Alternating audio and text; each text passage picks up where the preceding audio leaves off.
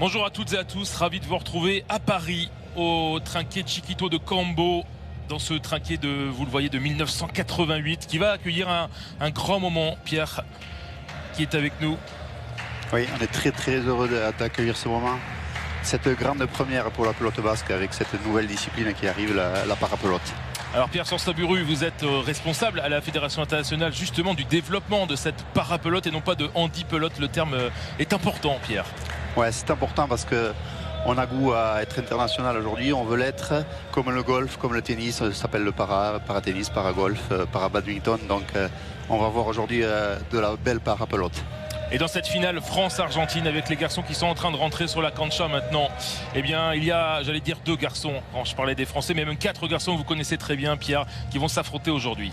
Oui, tout à fait. Aujourd'hui, il y a donc pour l'Argentine Daniel et Andoni Basco. Et en face, Maïchi Caban et Yann Meunier qui sont les tauliers des Français, les favoris d'aujourd'hui. Mais bon, ils auront fort à faire contre les Argentins qui sont venus de loin pour essayer de remporter ce titre. C'est un petit événement quand même qu'on est en train de vivre, hein. Le cœur doit battre un petit peu de votre côté, Pierre, parce que c'est la première grande compétition internationale de parapelote, tout simplement. Oui, c'est beaucoup d'émotions. C'est beaucoup de travail. Depuis 2 ans, on travaille là-dessus sur ce projet. Et on est très heureux aujourd'hui de pouvoir accueillir 4 nations, d'avoir accueilli 4 nations. Et surtout cet effet d'inclusion au milieu des autres disciplines, se dire que la parapelote, contrairement à d'autres sports, est au milieu de notre sport favori, la pelote basque.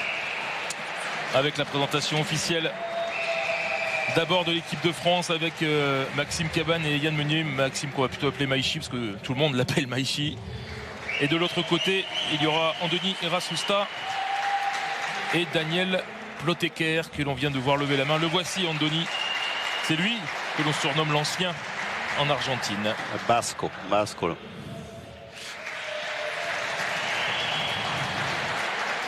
Alors un petit point sur le règlement, hein. Ça reste, on va dire, une règle classique en baline. Il y a 2 rebonds, certes, mais autrement, il n'y a pas de filet direct, par exemple.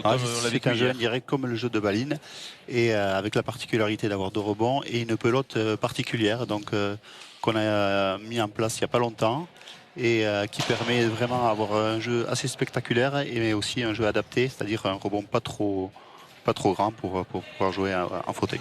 Voilà. Le but à Daniel.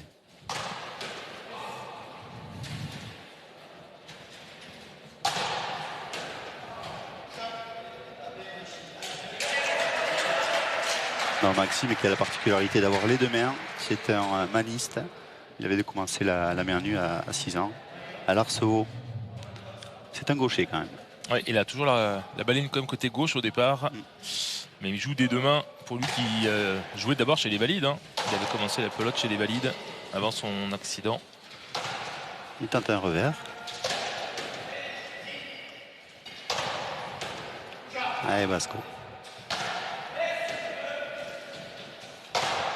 Et Maïchi qui cherche le fond de la cancha. C'est tenu. Un demi-volée pour Basco. Et il retourne de la gauche. Et le gros rebond qui lobe Basco. Il l'avait cherché sur le coup précédent. Maïchi, déjà le fond de la cancha, il le trouve là. Et ça fait 2-0 pour les Français. Les Français qui risquent de chercher Daniel, le Basco derrière aussi, pour essayer de le faire bouger. Les Français avec Maïchi qui est au but, qui envoie très loin. Bon retour de Basco.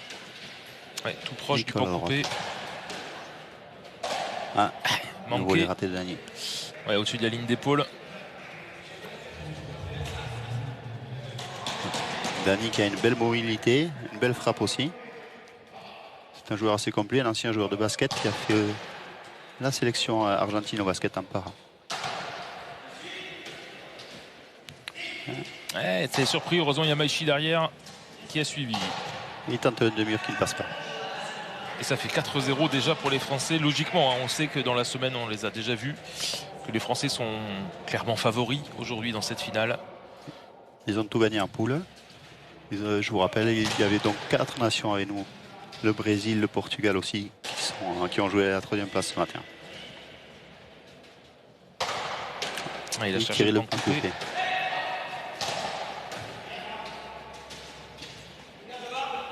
Andoni qui ramène tranquillement. Pour l'instant, Yann qui est un petit peu sevré de pelote. Et oui, coup broche arrêt. Très beau coup de Maishi. Lui comme Yann qui sont des sportifs accomplis. Il n'y a pas que la pelote dans leur vie, il y a le surf notamment du côté de Maishi. Exactement. Grand champion aussi de paddle tennis, Maishi. Et encore un bon revers qui va faire le point. Les Argentins qui restent à 0. Et premier tempo demandé par Peto, notre ami argentin, entraîneur, très grand éducateur dans la ville de Bahia Blanca en Argentine, qui est avec Necochea les deux villes où il développe de la parapelote depuis 2 ans maintenant, avec qui on est très en lien et avec qui on fait beaucoup d'échanges de vidéos pour apprendre à jouer, à se déplacer. Sachant que le déplacement est très très important dans notre sport. Ouais, il y a beaucoup de parallèles, notamment avec ce qu'on a vécu cet été avec le tennis fauteuil à Roland-Garros lors des Jeux para, avec des règles proches finalement, avec ces 2 rebonds notamment, et ce déplacement qui est primordial pour être placé avant de frapper.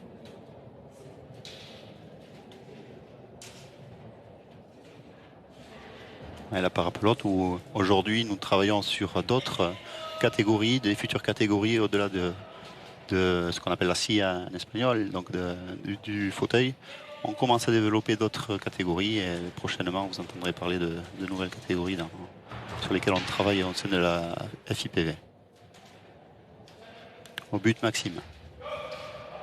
À 6-0 pour l'équipe de France qui joue en blanc évidemment aujourd'hui. Très bon retour de Yannick. Ah, super. Ouais, magnifique Yann. Yann. Très belle. Il est en confiance Yann.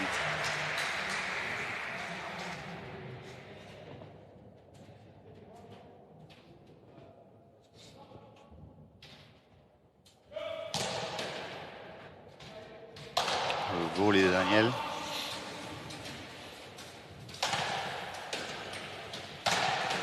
Et il renvoie au fond. C'est pris de voler par Maishi. Le point coupé trouvé par Andoni qui fait le point. Coupé, pique. Magnifique. Super, une expérience. 62 ans. 62 ans, ouais. Ouais, quand même. Qui lui aussi a été un joueur de rugby invalide et après un joueur de basket.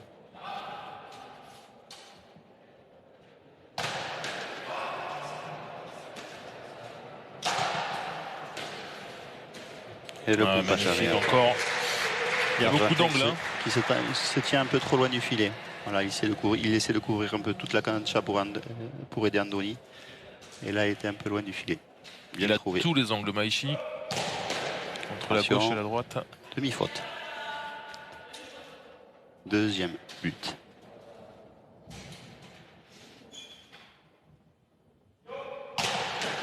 Ouais, il a changé de côté. Très joli but.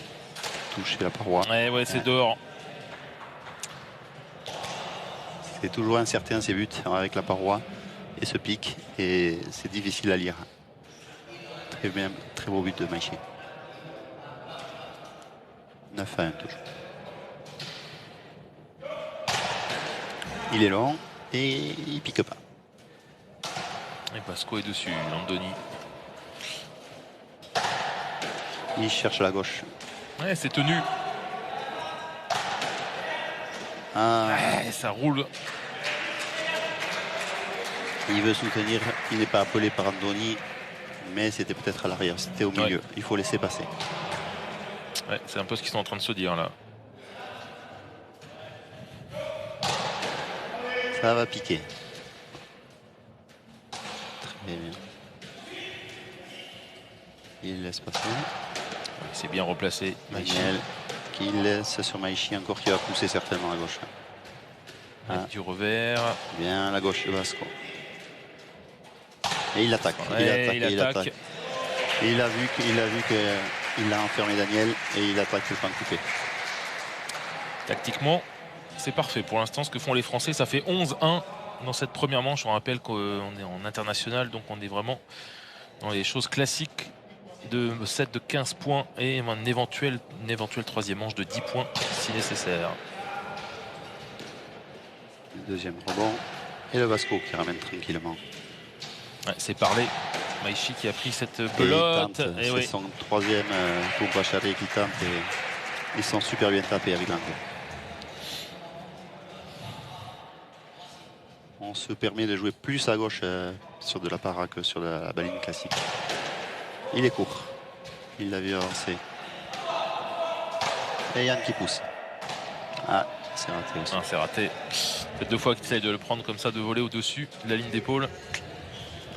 Et ça fait 13-1 déjà pour l'équipe de France. Oui, c'est dur pour les deux Argentins qui s'entraînent depuis 2 ans, simplement. Il faut dire que voilà, ce sport, même si il est très argentin, se développe que simplement depuis 2 ans en Argentine. Le beau revers, toujours cherché sur la gauche, le tambour, et il fait le point. Et il fait le point. Ça fait 14-1 pour l'équipe de France, avec une mobilité toujours aussi impressionnante vue d'ici quand même. Oui. Pour tous ces garçons, parce qu'il faut arriver à manœuvrer le fauteuil. Oui, Yann et Maishi qui sont très mobiles, qui sont tout le temps en mouvement. C'est très important dans ce sport d'être tout le temps en mouvement. Vous les verrez tourner, retourner. Yann qui attaque. Il attaque fort. Ouais, il fait le point devant. Très bien. Bien joué de la part de Yann. Et 15-1 dans cette première manche remportée par l'équipe de France. On voit que l'expérience est là. C'est des joueurs qui toute l'année ont une dizaine de tournois. Et ils affrontent régulièrement les Espagnols. Lors du Handi Tour, voilà, une compétition qui a été créée il y a plus de 10 ans par un de nos amis de Tarbes, Romain Philippe, que je salue. Et voilà, donc nous avons une dizaine d'équipes qui participent chaque année à ce Handi Tour sur la France et l'Espagne. Et voilà, donc c'est des joueurs qui ont l'habitude de la compétition, contrairement à nos amis argentins qui aujourd'hui découvrent un peu la compétition. Puisqu'on parle de Tarbes, d'ailleurs, ils avaient été sacrés champions de France face à une paire de Tarbes, nos Français, face à Fred Bétis et Jean-Noël Joseph, Pilotari Club Tarbé. Et ils sont en pleine discussion là, pour l'instant, avec leur entraîneur. Ouais. Leur entraîneur, Beth Beder, un grand joueur de Palancha aussi. Ouais, Guillaume. Voilà, qui les accompagne aussi à l'entraînement tous les jeudis. À l'Aviron Bayonnais, leur club, où tous les jeudis Guillaume les entraîne, parfois debout et parfois en fauteuil aussi. Voilà. C'est lui qui les a échauffés aussi longuement tout à l'heure sur cette cancha, debout. Et on a beaucoup travaillé justement le petit jeu devant pour Yann à l'échauffement tout à l'heure. Yann qui a un peu moins d'expérience que Maishi sur la pelote, ils n'ont pas le même profil au départ.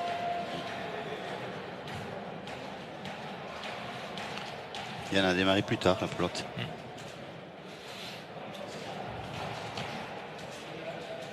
Et ça va bientôt repartir. Et ils vont rien lâcher, Maxime. Ils vont pas faire de cadeaux. C'est une finale de Ligue des Nations, donc on fera pas de cadeaux. Et ils tirent très loin. Ouais, très gros but. Ouais. Et très gros but qui fait le point but gagnant. Il passe la ligne 6 quasiment. Je rappelle qu'il n'y a pas de limite de jeu sur ce jeu-là, en trinqué. Les rebotes est quasiment impossible avec cette pelote-là, mais Maxime pourrait nous surprendre. Ouais, cette pelote, on va dire, un peu a été adaptée, rebondit moins, globalement, on va dire. Une pelote de baline classique. Pelote de baline. Mais elle rend le jeu agréable. Et de peu.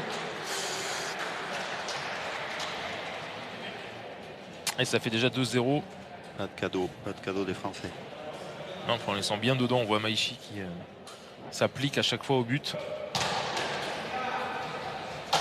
Allez, Dani qui vient faire le volet. Hop, il laisse passer au dernier moment. Et c'est toujours... Ah, il la touche. Il la touche. Et là, dans ce cas-là, c'est point pour l'Argentine. Exactement. Déjà sur l'échange précédent, il a réussi à se retirer au dernier moment. Ah, but, Falta. Ah, c'est au-dessus. C'est Falta. Alors, il n'y a plus de ligne rouge à cet endroit-là, c'est au-dessus de la ligne grise, on va dire, mais c'est au-dessus dans le bois. C'est dommage, Dani.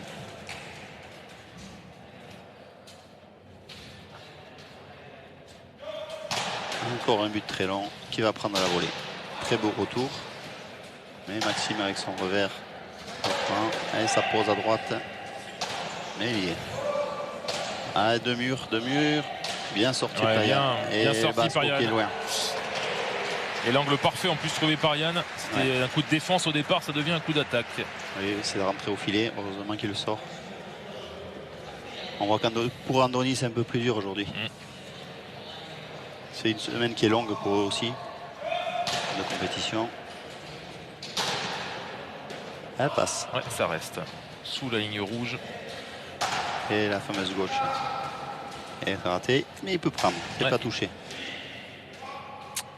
Parler, c'est bien parlé, c'est Maishi qui prend cette pelote. Et la volée de... Qu'est-ce qu'il est mobile. C'est posé. Qu'est-ce qu'il est mobile. C'est le 4e. Effectivement, vu d'ici, chaque fois c'est facile, mais tout le temps en mouvement. Tout le temps Maishi en mouvement avec Yann. Il n'y a jamais de fauteuil arrêté. Et ce but toujours long qui va toucher la paroi. Il va attendre le deuxième rebond. Ça ramène au point coupé. Non, ça touche pas. Là, ce sera en revers de la gauche. Et c'est encore. Il a compris qu'il fallait chercher ce côté gauche. Ouais. Il va le chercher régulièrement, dès le deuxième coup. Et ça défile. L'entre-deux des Argentins y est. Ça fait 6-1 pour l'équipe de France. C'est le but est court. Ils ont changé les Argentins. Daniel est passé derrière. Et le Vasco qui pose une petite pelote. Le long de la paroi. Ouais, c'était limite pour l'attraper, cette pelote de revers. Aïe, aïe, aïe.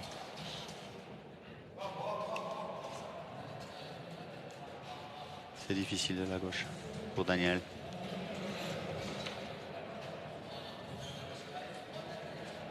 Et il attend pas Maxime, il sait qu'il faut aller vite.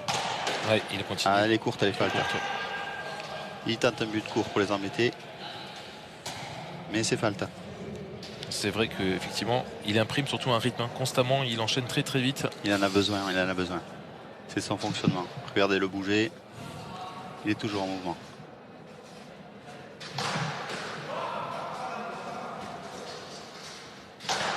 Et il pose.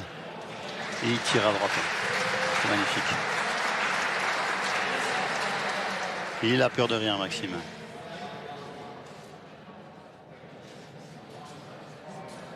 « 8-2. Les Argentins ont changé.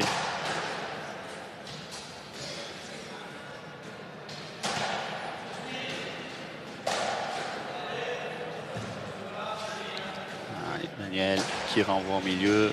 C'est encore un petit cadeau pour Maxime qui attaque sur Vasco qui renvoie. Allez, ça va retomber. Ah, c'est pas mal. Mais il y est.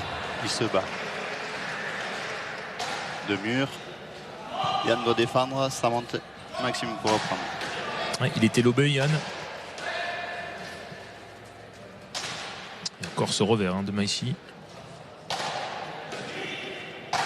Yann aussi.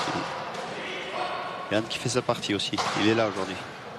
Et le point coupé trouvé par Maishi. Le point serré levé aussi de Yann qui tient bien. Tiens la baraque. Il fait une très bonne partie aujourd'hui. Ouais, il est en confiance. C'est pas tout le temps, Yann. Mais aujourd'hui, il sait qu'il est là. Ils savent pourquoi ils sont là.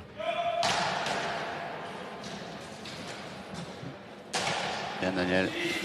Et c'est au milieu. Et Yann qui renvoie sur le tambour. Et mais non, ce sera dessous. Ça sera trop court. Ça sera trop court. Et ça défile 10-2. Pedro qui risque de demander un tempo, c'est Pedro. Pour essayer de casser le jeu, pour changer le rythme. On sait que ça sera difficile. Mais le tempo, ça sert à ça. Casser le rythme, essayer de trouver 2-3 astuces pour aussi permettre de faire autre chose, de changer le jeu. Et à l'opposé, on voit Guillaume Bedbeder qui est en train de donner les consignes pour l'instant à 10-2. Ils sont sereins, on les sent sereins. Ouais, c'est très tranquille du côté français. Ils ont eu des parties plus accrochées cette semaine, même contre les Argentins, ça a été plus compliqué. Mais c'était les premières, là ils maîtrisent le trinquet, ils le connaissent. Cette fameuse paroi de verre qu'ils ne voient pas partout, dans tous les trinquets, mais ils ont appris à la maîtriser depuis une semaine. Ouais, d'ailleurs il la cherche régulièrement au but, on l'a vu Maichi notamment. Et on salue aussi Séverine Graciette, notre arbitre, qui a fait toutes les parties handi.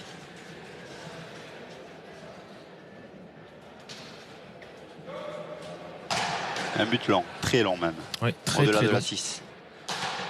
C'est bien, ouais. Ça reste. Daniel un peu plus de force. Allez, Vasco. Non, trop d'angle. Non, beaucoup trop d'angles pour aller chercher au-dessus de l'arrêt. Ça fait 11-2 pour l'équipe de France. À 4 points du titre ici en Ligue des Nations.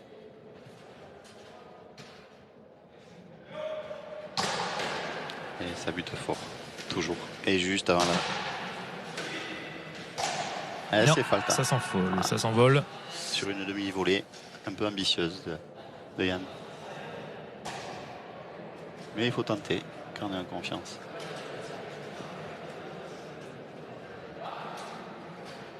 Et c'est reparti. But à Daniel. Et lui aussi.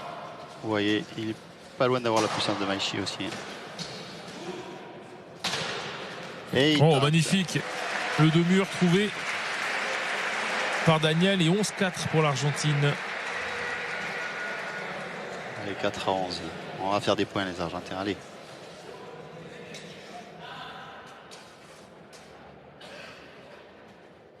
Il cherche la puissance aussi, il cherche la vitre. Et Maxime qui va ramener son revers. Attention. Ça va vers le fil. C'est sauvé par Daniel. Bien. Ouais, la demi-volée. Quelle défense. Ce sera pour Daniel Ploteker. Ouais, je vous rappelle que le premier filet est bouché, contrairement à la baline et à la gomme normale. Et c'est sauvé par Daniel Ploteker. Attention. Petite gêne. Mais ça joue. On a laissé jouer. Et Daniel Ploteker qui met ça dessous. C'est dommage. Ouais, l'un des plus beaux échanges depuis le début de la partie, clairement.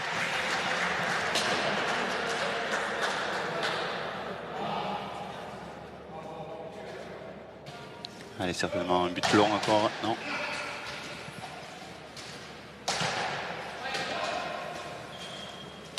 Et il tire le pas coupé. Il le trouve parfaitement. Il ne lâchera pas un point.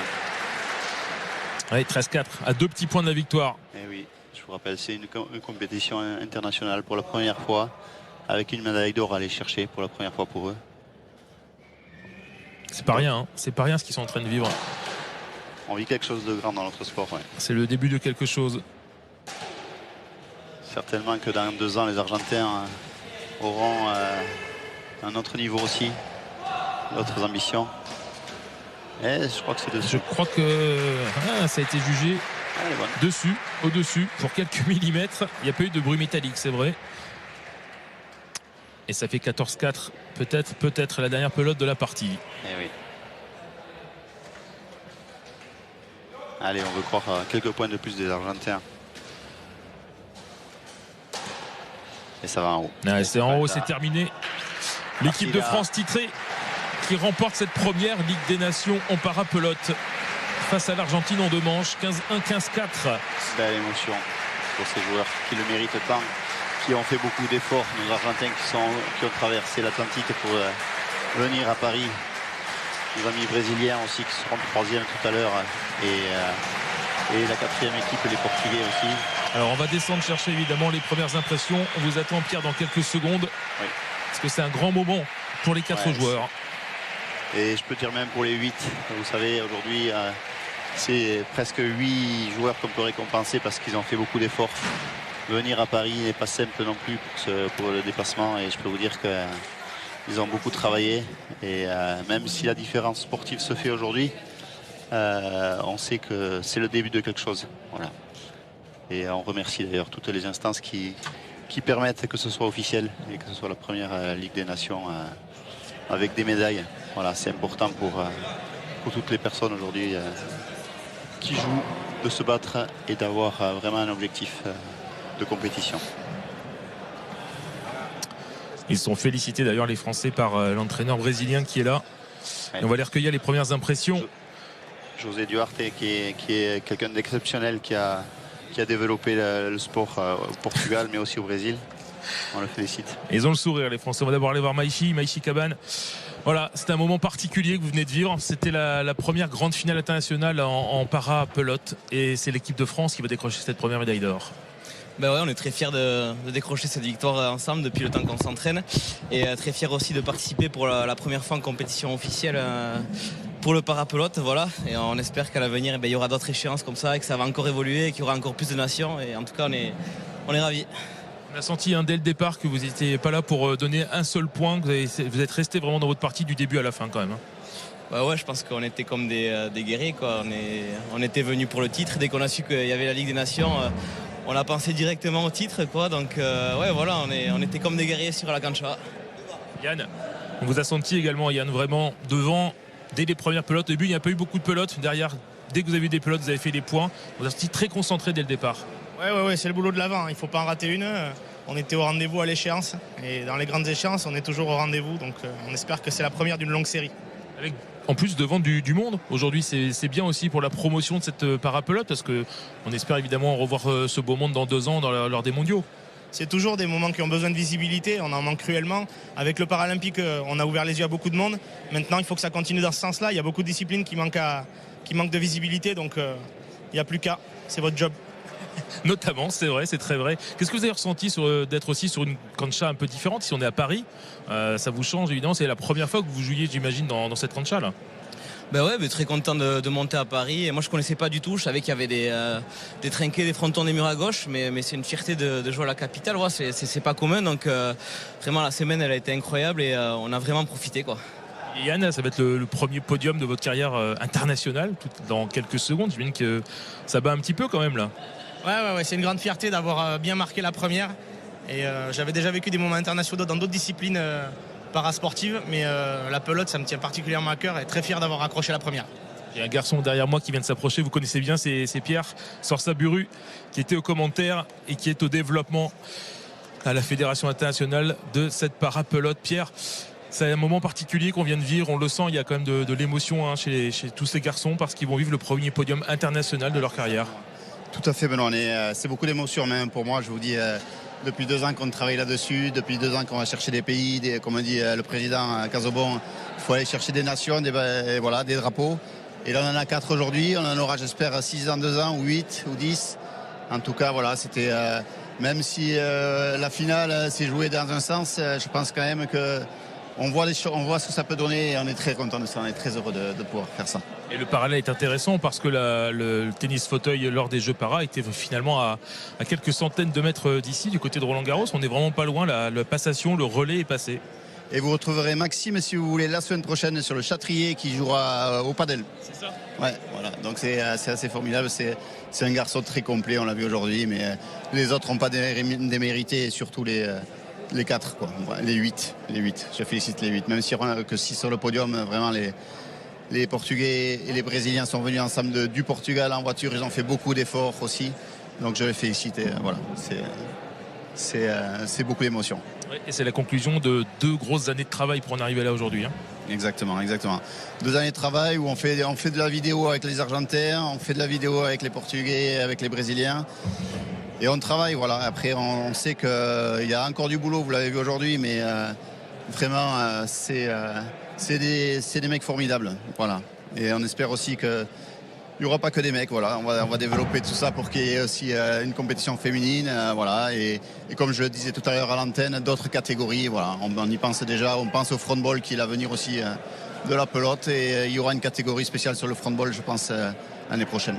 Merci Pierre, on va vivre avec vous ensemble sur cette cancha ce podium à venir. Il y a déjà les drapeaux qui sont sortis, je vois à droite, et les médailles aussi qui sont prêtes pour ces 6 pelotaris qui vont arriver maintenant de cette parapelote.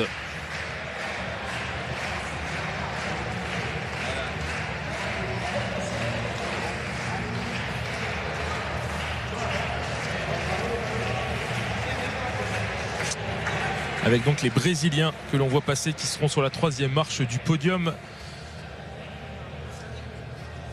Les Argentins, donc médaille d'argent, et l'équipe de France qui va avoir droit à cette médaille d'or.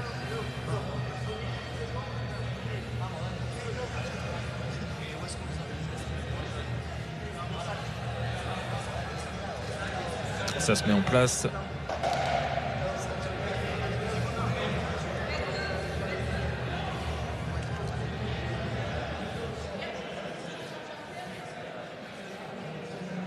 L'Argentine donc, médaille d'argent avec ce drapeau argentin pour Daniel et Andoni, qui auront fait une deuxième manche déjà d'un meilleur niveau. On a vu, il y a eu peut-être aussi toute cette pression aussi d'une finale internationale face à l'équipe de France ici à Paris, Pierre. On a vu quand même de meilleures choses dans la deuxième manche. Oui, on a vu de meilleures choses. On sait que pour Andoni, c'est pas facile sur la mobilité.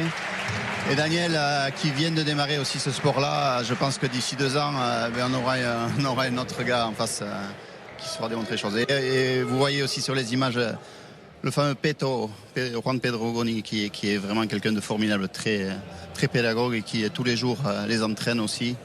Il nous envoie de belles vidéos et je vous invite à les suivre sur Instagram et sur les réseaux. Vous verrez qu'il y a des beaux entraînements à Bahia Blanca. On va rappeler que les prochains mondiaux auront lieu en Argentine dans 2 ans. Chez eux, donc, on imagine tout le travail qui va avoir lieu dans les 2 années qui arrivent. Exactement, les prochains mondiaux sont à San Luis, en Argentine. Et voilà, je pense qu'ils vont tout faire aussi pour être chez eux et aller chercher quelque chose de mieux encore. Beaucoup d'émotion de voir ces médailles qui vont être remises. Tout ce travail, puisque c'est vraiment la première fois que nous avons une compétition officielle. Donc la médaille d'argent pour nos amis argentins. Avec le président de la Fédération argentine de pelote basque qui est en train de remettre les médailles, avec Lilou Echeverria également, le président de la Fédération française. Juan Pedro Goni Peto. C'est une très bonne initiative, on l'a vu déjà hier. Les entraîneurs en chef ont droit eux aussi à une médaille. Et on attend évidemment maintenant nos Français pour la médaille d'or.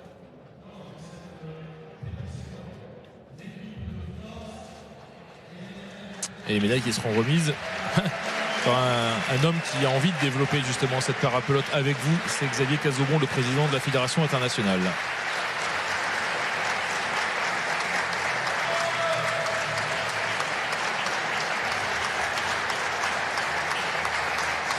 Et la médaille aussi pour Guillaume Bedbeder.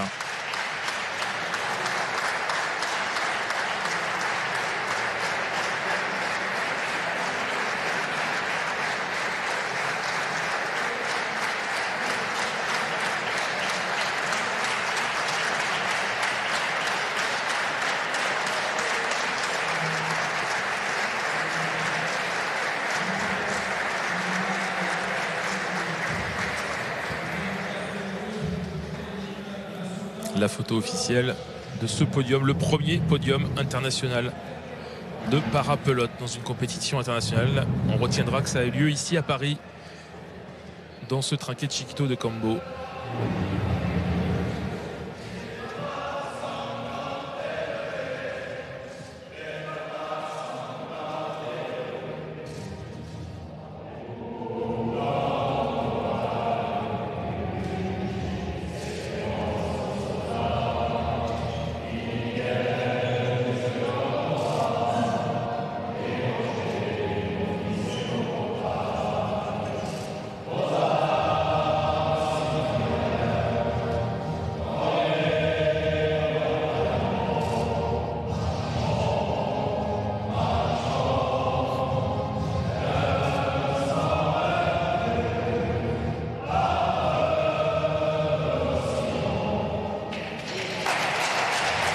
Première Marseillaise donc de l'histoire dans une compétition internationale pour le parapelote, la parapelote.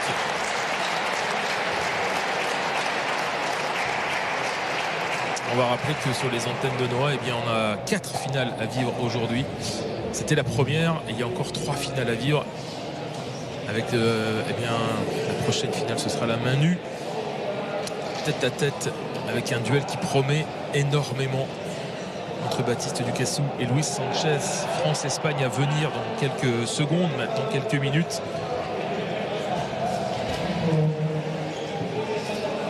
Ce sera évidemment avec Philippe Lafitte qui est déjà aux commandes là-haut. Philippe, bonjour Philippe.